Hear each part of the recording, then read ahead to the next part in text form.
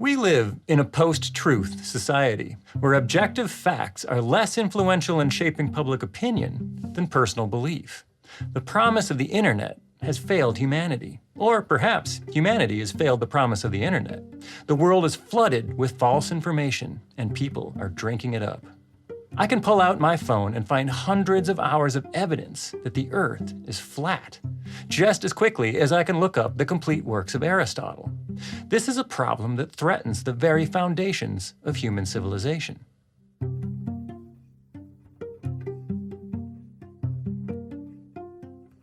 Hello Adobe MAX, my name is Dan Stiles, and I'm a designer and illustrator in Portland, Oregon. And if you've ever seen me speak before, you might be wondering, why am I talking about this?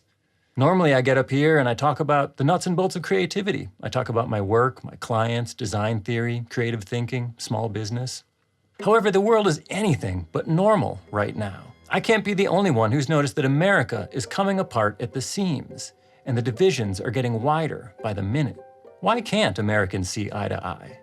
What mechanisms are driving us apart? And what role does design and messaging play in all of this? As disseminators of information, are we part of the problem or part of the solution? My interest in our current situation was actually spurred by this image, shared by an acquaintance on Facebook. As a designer, poster nerd, and believe it or not, sociology major, it immediately struck me how similar the meme was to this classic piece of propaganda from the First World War. And once I had opened that box, I began seeing parallels everywhere. We are literally inundated with propaganda on a daily basis. Not in the form of posters, but in the form of memes. They look different, they're certainly less pretty, and they come from different sources, but the messaging and the tactics are exactly the same. America is in the grips of a massive psyops campaign, and it's tearing us apart. And so we're here today to talk about meme warfare, which is actually a real term. NATO defines it as information operations and psychological warfare conducted through the internet and social media. But in order to fully understand what that means for our society, we need to answer several questions. The first is, what exactly is a meme? The term was originally coined in 1976 by Richard Dawkins, the Nobel Prize-winning evolutionary biologist, in his book, The Selfish Gene. And it's important to note that the original definition had nothing to do with cats, cheeseburgers, or the internet. A meme, as defined by Dawkins, is a unit of cultural information that's spread by imitation from person to person. A meme could be an idea, a phrase, a dance move, anything that spreads virally through a group of people. This is how buzzwords spread through an office, or fashion spreads through a high school. However, over the last decade, the term meme has been hijacked.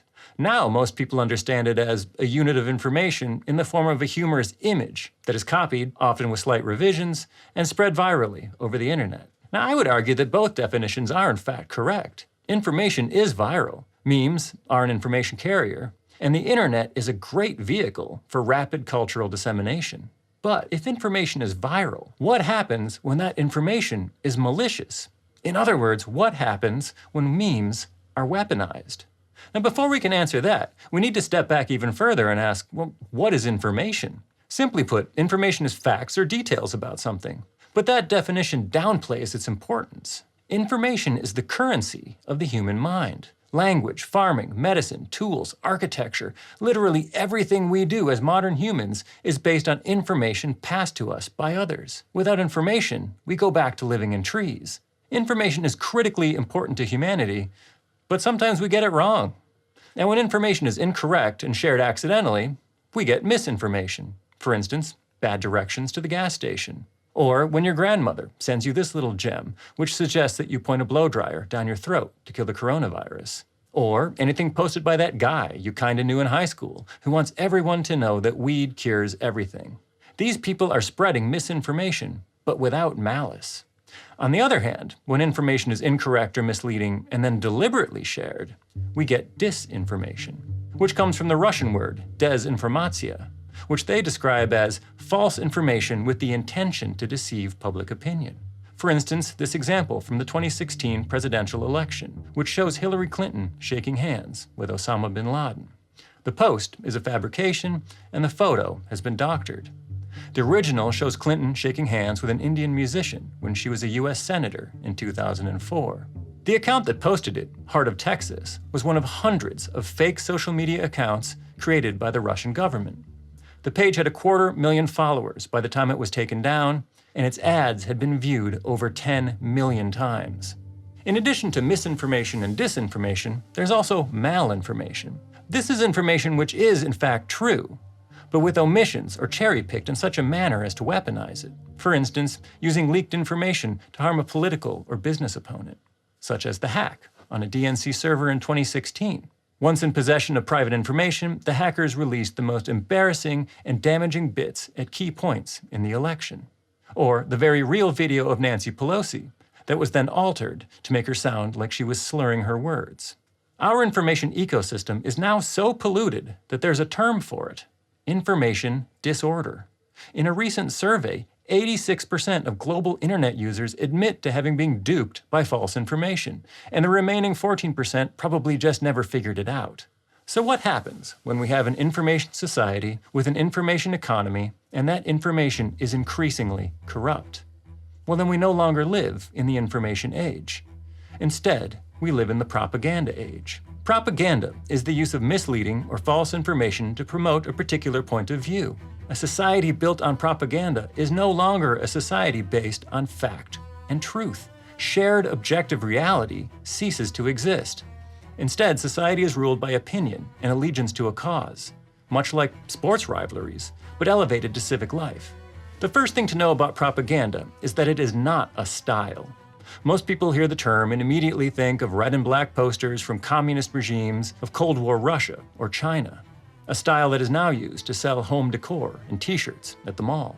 No, propaganda is actually a well-worn set of nearly 100 techniques devised to influence how people think. Each one is fascinating, and if we had more time, I'd go through them all. However, for today, I'm going to focus on the 8 most popular in meme warfare. First and foremost is dehumanization, making people from other nations, ethnic groups, or with differing viewpoints appear to be subhuman. This is a classic technique to divide people, or to make it okay to take their life, as they were never really human to begin with. This technique almost always leverages some combination of xenophobia, classism, racism, or sexism. Similar to dehumanization is ad hominem, calling someone names in place of arguing an actual point. It's playground bully level stuff, but incredibly effective. Next, we have ad nauseum, the tireless repetition of an idea, especially a slogan. The concept is that if the idea is repeated often enough, it becomes the truth. Corporations excel at doing this. Advertising and propaganda actually use many of the same techniques. The only difference is that one tries to change what you buy, while the other tries to change what you believe. Although recently, that wall has collapsed. The best recent example of ad nauseum is Make America Great Again, which is also an excellent example of the glittering generalities technique, where emotionally appealing words are applied to a product or an idea, but present no concrete argument or analysis. Related to ad nauseum is the big lie, a term that was actually coined by Adolf Hitler in 1925 in his manifesto Mein Kampf and widely used by the Nazis. The idea is to tell a lie so colossal that no one believes that anyone would have the guts to tell a lie so large, so it must be true. For instance, birtherism, which baselessly questioned whether President Barack Obama was a U.S. citizen. Floated first in 2008 and later picked up by Donald Trump, by 2017, 42% of Republicans believed that President Obama was born in Kenya. Appeal to fear is exactly what it sounds like. The technique builds support by instilling anxieties and panic in the intended audience. Transfer or association is the technique of transferring positive or negative qualities between two unrelated items. Used extensively in both propaganda and advertising. Patriotism and rationing food. Manliness and cereal. Obama and Islam.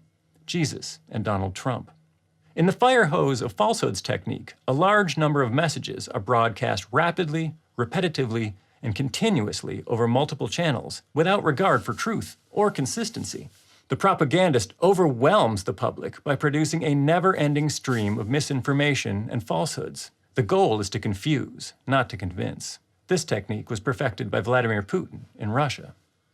Most of these memes actually peddle in multiple techniques at once, overlapping and nesting. For instance, the Trump meme uses association between Trump and Uncle Sam, appeal to fear that they are after you, The big lie, which is that there's a them in the first place. Cult of personality, which is where an individual uses mass media to create an idealized or heroic public image. And also loaded language, using words and phrases with strong emotional implications to influence the audience. So at this point, we know that disinformation is false information created with the intention to deceive. We know that disinformation is viral, memes are the carrier, and the internet is the vehicle. We also know that propaganda techniques are employed to trick us into believing this disinformation. But what we haven't addressed yet is how this disinformation has managed to disrupt our society so quickly and profoundly. If propaganda has always been around, why is this most recent incarnation so effective? To address that, we need to look at how the free press in a democracy is structured. Back in the pre-internet, pre-cable news days, the media functioned very differently than it does now. Let's say you had an event, a fire, a natural disaster, an election, anything newsworthy. Surrounding that event would be facts, falsehoods, open questions, little bits of information and misinformation. And it was the media's job to collect and strain this information, sorting truth from falsehood, and then reporting those facts to their audience, which was made up of all Americans. Everyone watched the same 3 news channels. And this was a one-way system. Information was collected at one end, verified, and then facts were broadcast. Say what you want about the mainstream media, but they are critical to the functioning of any democracy. The free press is the first thing autocrats eliminate upon taking power in order to stop the flow of independently verified information. It's hard to lie all the time if someone's fact-checking you. Now, if you were an outside actor, like a government, a corporation, or anyone with an interest in controlling how people thought about this event, you had 2 choices. You could, 1, issue your own information or disinformation about the event, perhaps through a press conference, a statement, or a leak. But this information would still be run through the media veracity machine before it was reported. Or you could create your own media that you share directly with the people. This is the source of so much of the printed propaganda that we're familiar with.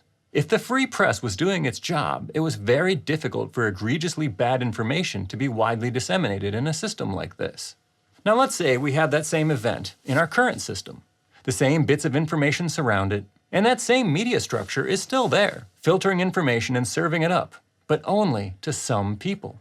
With the explosion of internet and cable news, viewers can now find media outlets that appeal to their existing opinions. These outlets serve up half-truths or in some cases complete fabrications in order to please their viewers, owners, and advertisers. Audiences exist in information silos, hearing only what they want to hear. Now on top of that, add social media, Facebook, Twitter, YouTube, which are all also siloed by personal taste. These platforms allow for unrestricted two-way sharing of information without any independent verification at all. The ability to upload and download disinformation is virtually unlimited in this context. Let's say you're an external actor in this new media environment. Sure, you could release a press release and run it through the media, but why bother? When you could simply go directly to a sympathetic media outlet and reach people that way. Or, better yet, you could skip traditional media altogether and go straight to social media. There you can find the exact silo of people you're looking for, and open the floodgates of disinformation into welcoming arms. Then you can sit back and watch users share it amongst themselves, mass replicating and amplifying your message. What makes this situation even worse is that literally anybody can leverage this open system, from large foreign governments to independent internet trolls. So that's pretty much a huge mess. What are we going to do about it? Before we can answer that, we need to know one more thing. How does propaganda work? If we can figure out how it works, perhaps we can figure out how to stop it. Now, it's important to know that nobody is immune to propaganda. While there are some correlations between susceptibility and age, IQ, and education level, don't go thinking you're special. Most propaganda works by leveraging evolutionary traits that every single one of us carry. Traits that served us well in a prehistoric world, but are terrible in our modern life. We evolved as a social species, and as a result, we value group acceptance over empirical truth. And for that reason, we are psychologically wired to look for, interpret, and recall information that reinforces our existing beliefs and prejudices. Psychologists call this confirmation bias. And as if that wasn't enough, when we are presented with information that runs counter to our collective identity, it causes us so much mental anguish that we usually either reject the information outright or attempt to justify our beliefs in such a way as to reduce the discomfort instead of actually examining our beliefs. This is called cognitive dissonance. Any information that doesn't support our group beliefs is seen as an attack on us by them. We refer to this as tribalism, and it's the reason that literally everything in America is now part of the culture war. And we all happily participate in this war by hitting the share button on anything that reinforces our sense of us. Because of our biological disposition towards us versus them, you can easily see why propaganda techniques such as name-calling, dehumanization, and transfer are so effective. Psychological traits that evolved to create group cohesion have been hijacked to promote intergroup hostility. So what do we do? Well, one thing we know is that arguing over the internet or the Thanksgiving table doesn't work. Between cognitive dissonance and what is known as the continued influence effect of misinformation, once people hold a certain belief, it is nearly impossible to change their minds. Stopping misinformation at the source is difficult, as literally anyone can be the source these days. Cable TV news is covered by the First Amendment. Social media companies are resistant to policing disinformation as they make tons of money off it, and logistically they could never keep up with the volume being produced anyway. This is a bad situation. But there may be an answer. If disinformation is viral, what if we vaccinated against it? This is the simple concept behind the science of pre-bunking. Instead of attempting to debunk already held beliefs, what if we induce preemptive resistance against future disinformation? The basics of pre-bunking are pretty simple. You present people with a warning that a disinformation attempt is going to be made, and you explain the disinformation techniques that might be used. That way, when the attempt comes, people can recognize it for what it is. To use a historical example, let's say a product is found to be outrageously unhealthy. Knowing that the maker of the product was going to fight back against this information, pre-bunkers could have warned people that a disinformation campaign was coming, and that it would use techniques such as fake experts in an attempt to muddy the waters. Looking back, it's easy to see how many lives could have been saved. But how could pre-bunking work in our modern world? An excellent example is an online game called Bad News. Created by Cambridge University researchers, Dutch research firm Droog, and the design agency Gusmanson. In the game, players take on the role of a fake news producer and learn to master the techniques of disinformation. After playing, researchers found that users were on average 21% less likely to believe disinformation. They also showed that those who were most likely to believe propaganda at the outset were the people who benefited most from the inoculation. You can play it yourself at getbadnews.com. Now, I would love to wrap this up in a pretty bow and tell you exactly what you need to do, but the challenge is too large for pithy solutions. So instead, I issue this call to arms. What can you do as an artist, as a designer, as an information architect to help inoculate your fellow citizens against disinformation? Can you help weaponize the truth? Can you harness the power of creativity to work for a common good, rather than just adding to the noise or selling more stuff that people don't need?